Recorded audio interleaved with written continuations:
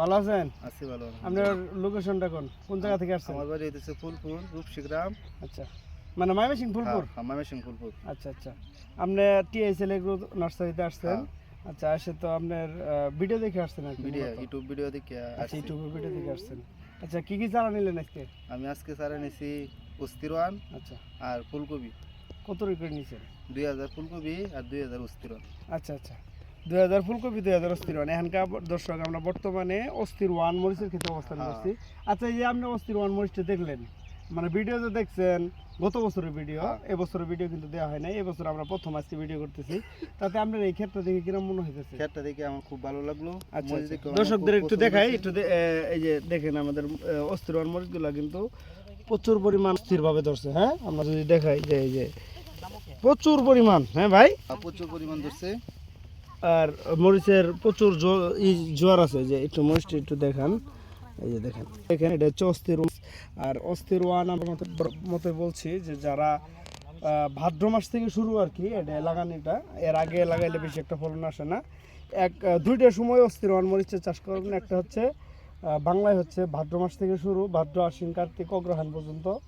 আবার পৌষ মাঘ ফাল্গুনের পরে চৈত্র মাস থেকে, চৈত্র আর বৈশাখ এই 2 মাসের মধ্যে আমরা যদি মরিচ করতে পারেন, তাহলে আমরা দেখছি যে ভালো মরিচের রেজাল্ট আসে আর কি। আমরা এই অস্থির ওয়ান মরিচ গত বছর আমরা প্রায় লাখ লাখ চারা দিছি, এবছর আরও তার চেয়ে বেশি দিছি। সারা বাংলাদেশ বীজ এবং চারা দুইটি আমরা কিন্তু ডেলিভারি দিতেছি বাংলাদেশে। আমি সর্বপ্রথম অস্থির ওয়ান মরিচের চারা এবং বীজ বিক্রি শুরু করি, এবং কি এখন এটা অব্যাহত আছে। এটা তো আমরা দেখছি না, আমার এগুলোতে এখনও প্রায় লাখের কাছাকাছি চারা আমাদের ফেলানো আছে। এছাড়াও আমাদের নার্সারিতে ফুলকপি, রঙিন ফুলকপি ফেলানো আছে। ভাই দেখছেন, আপনি তো কপি নিছেন স্নো হোয়াইট না? আচ্ছা, যাই হোক। আচ্ছা, আপনার ফুলপুর এদিকে কি কোনো নার্সারি মানে আমাদের পদ্ধতিতে ট্রেতে করে এরকম আছে?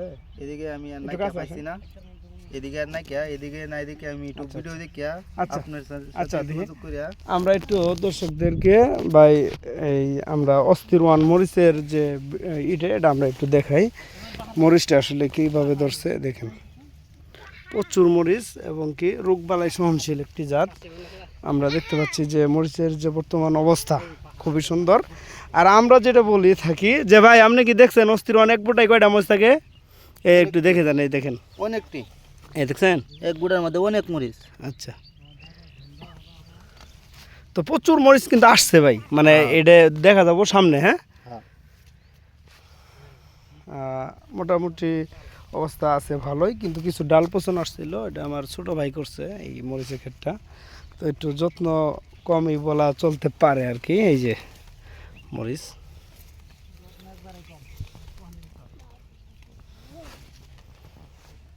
সবাইকে ধন্যবাদ। আমাদের টিএসএল এগ্রো থেকে মরিচ এবং সবজির যে কোনো চারা এবং বীজ, কীটনাশক সহ আপনারা চাইলে কিন্তু আমাদের কাছ থেকে নিতে পারেন।